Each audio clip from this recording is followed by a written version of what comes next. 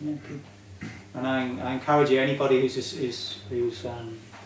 serious about this, it's very helpful to take some time every day, or nearly every day, to just sit and meditate.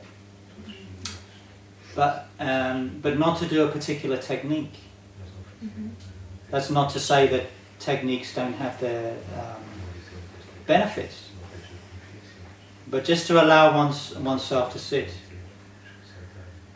and to see if you can sit for 15 minutes, half an hour, 45 minutes, however long, without identifying with anything.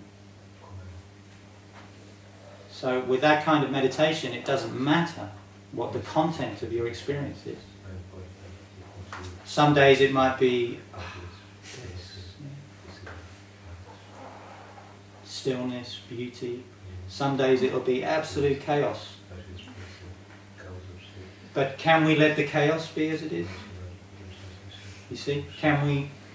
Because if we have a blissful meditation and then we have a chaotic meditation, can we allow that to be? Or do we sit there and go, this shouldn't be happening, you see?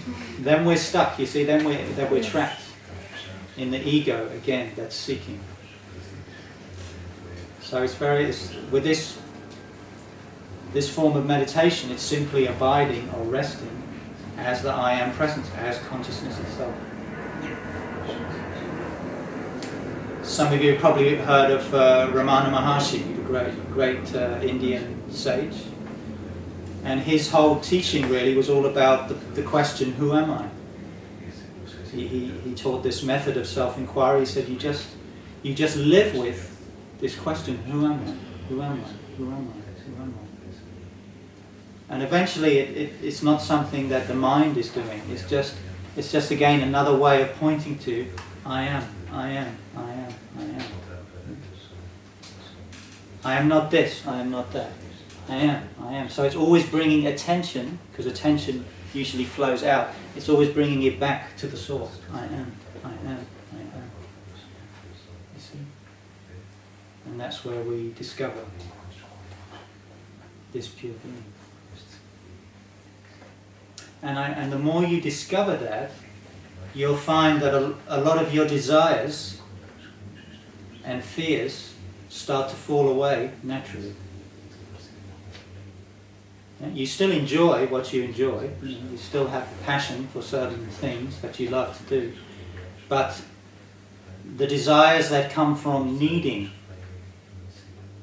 to be fulfilled start to fall away.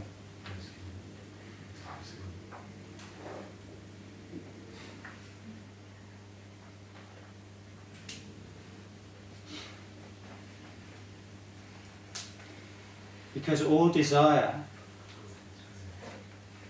is actually the longing for this discovery of our true self, of our true being.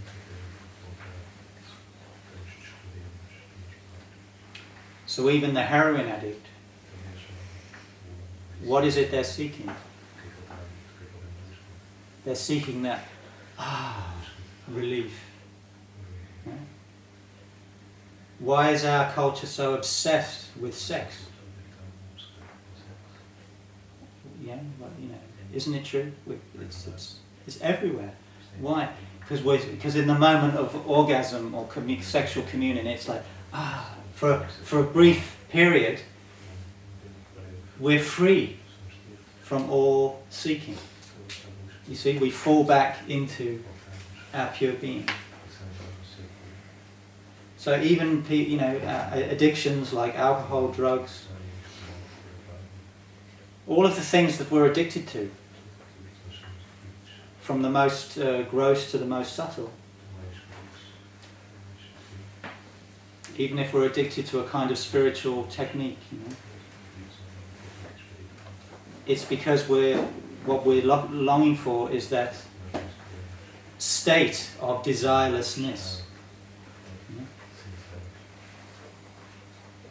And then we go, that was great. And that's why do we go to the beach? Why do we look at the sunset and we go, you see, what is beauty? It's a reflection of our true self, you see. When we have that aha moment, it's like, that's beautiful. You're beautiful, you see. The separate self dissolves. So we all experience this, not a lot of the time. But we look for this cessation of our suffering. We look for this release from tension. We look for this fulfillment out there in object. So the alcoholic and the drug addict, they are really seeking God. They just don't know it. We're all seeking God.